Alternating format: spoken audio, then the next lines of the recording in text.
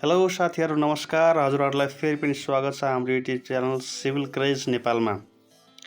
आज म यहाँहरु समक्ष एकदमै राम्रो घरको डिजाइन लिएर आइसकेको छु, जुन चाहिँ 3D मा हैन र यसको साथसाथै तपाईहरुलाई अब आवश्यक पर्ने प्लान भयो हैन, डाइमेन्सन सहित त्यो सबै यसमा म देखाउने छु तपाईहरुलाई। भिडियोमा अन्तिमसम्म चाहिँ हेर्नु होला। साथीहरु यसमा चाहिँ 3D मा हैन चाँडै मोहराको भाग म तपाईहरुलाई देखाउने छु आज हैन। एकदम फिनिशिङको साथ राम्रोचाले बनाएको छु हैन। अब भित्री डेकोरेसनको कुराहरु भयो त्यो चाहिँ म तपाईहरुलाई पछिल्लो भिडियोमा देखाउने छु हैन। यसमा चाहिँ हेर्नुस् त यो पोर्च एरिया देखि लिएर हैन sitting area, kitchen, toilet, bathroom सबै एकदम मजाको फिनिशिङको साथ चाहिँ यसमा डिजाइन गरेको छ साथीहरु। यो चाहिँ अब तपाईहरुले हैन अब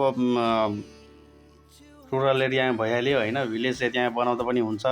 एन्ड यो डिजाइन साथीहरु अब तपाईहरुले अब एकदम आधुनिक डिजाइन भइसकेकोले हैन तपाईहरुले शहरी एरियामा पनि बनाउँदा हुन्छ हैन। यो ग्राउन्ड फ्लोर हो, यसमा चाहिँ माथिल्लो तल्ला अब थप्न मिल्दैन। एक तल्ले घर बनाउँदा एकदम मजाको डिजाइन छ साथीहरु यसमा। अब यो चाहिँ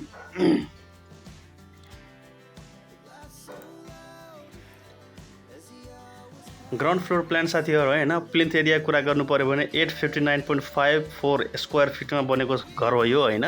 यसमा चाहिँ तपाईहरुको अब लम्बाइ भन्नुहुन्छ भने लम्बाइ छ 35 फिट 1 इन्च एन्ड चौडाइ कुरा गर्नुहुन्छ भने चौडाइ छ हाम्रो 24 फिट 6 इन्च हैन। यसमा जम्मा 859.54 स्क्वायर फिटमा एकदमै राम्रो हैन। एउटा किचन, एउटा टोयलेट बाथरुम, एउटा लिभिङ रुम, एउटा बेडरुमको सहित हैन यो फ्रन्ट पोर्च, ब्याक पोर्च सहितको एकदमै राम्रो चिटिक्क परेको घर साथीहरु हैन। यसमा तपाईहरुले म अब प्लान पनि देखाउँछु, त्यो अनुसारले तपाईहरुले इन केस यो घरको डिजाइन फलो गर्नु पर्यो भने मजाले गर्न सक्नुहुन्छ हैन।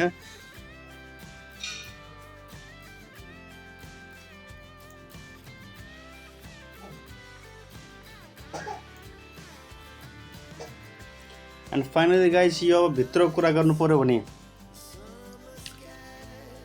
ल हेरौँ है त।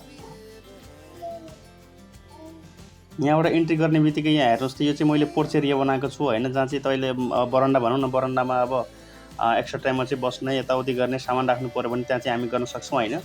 यो चाहिँ हाम्रो अगाडिको दुईटा यो मिरर भइहाल्यो। एन्ड अब इनकेस तपाईहरुलाई यहाँ मिरर नहालेर अब झ्याल राख्नु पर्यो भने ठ्याक्कै यही साइजको भेन्टिलेसन टाइपको हैन झ्याल पनि राख्न सक्नुहुन्छ हैन। अनि यो चाहिँ हाम्रो यो जुन देखिरहेको छ यो चाहिँ हाम्रो अब लिभिङ रुम भइहाल्यो। एन्ड गाइस ल हेर्नुस् यो जुन देखिरहेको छ यो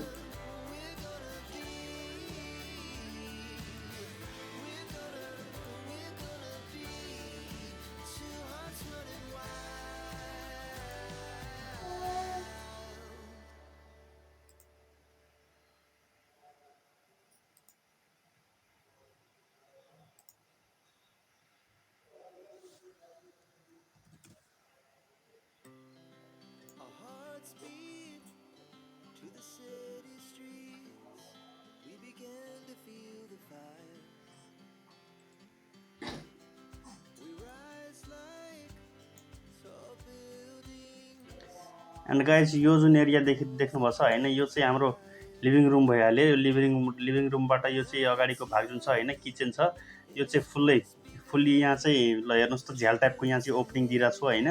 यसमा चाहिँ अब थोरै फिनिसिङ काम चाहिँ बाँकी छ। यसमा चाहिँ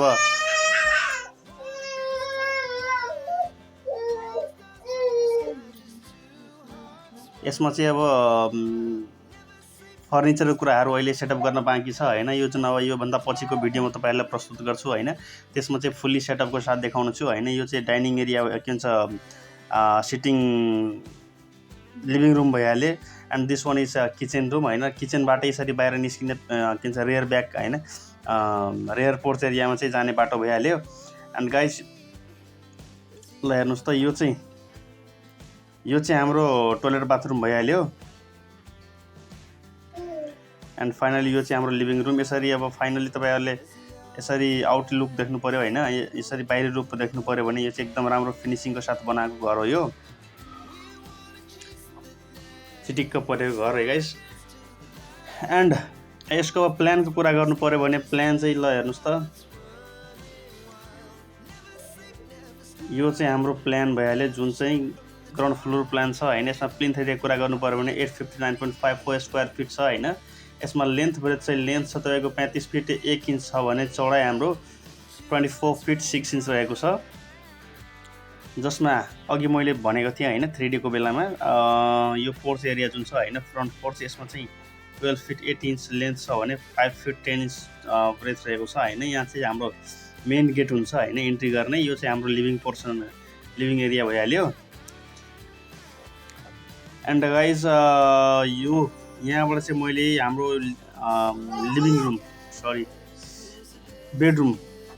बेडरुमको लागि चाहिँ मैले यहाँ चाहिँ मेन डोर राखेको छु हैन। यहाँबाट चाहिँ अब हेर्नुहोस् त कपडा सपडा राख्ने हैन, यो चाहिँ यति मैले स्पेस यहाँ राखेको छु एकदम फिनिसिङको साथ हैन। यसमा तपाईँले अब कपबोर्ड भयो हैन अन्य एक्स्ट्रा कुराहरू यसमा राख्न सकिन्छ हैन मजाले। अनि यसैको फ्रन्टबाट गएर यहाँ चाहिँ हाम्रो टोयलेट बाथरुम हुने हो, यसमा चाहिँ बाथटब सहितको छ हैन। एन्ड गाइज यो लिभिङ रुमको ठ्याक्कै फ्रन्ट साइडमा हैन यो चाहिँ हाम्रो किचन रुम भइहाल्यो। यहाँबाट चाहिँ हाम्रो ब्याक पोर्चमा चाहिँ निस्किने यहाँ चाहिँ मैले ढोका राखेको छु हैन। सो गाइज तपाईहरुलाई यो भिडियो कस्तो लाग्यो हैन प्रतिक्रिया दिनु होला। एन्ड हाम्रो च्यानललाई लाइक कमेन्ट सब्स्क्राइब गरी बेल आइकन पनि प्रेस गरिदिनु होला। हस् त थ्यांक यू।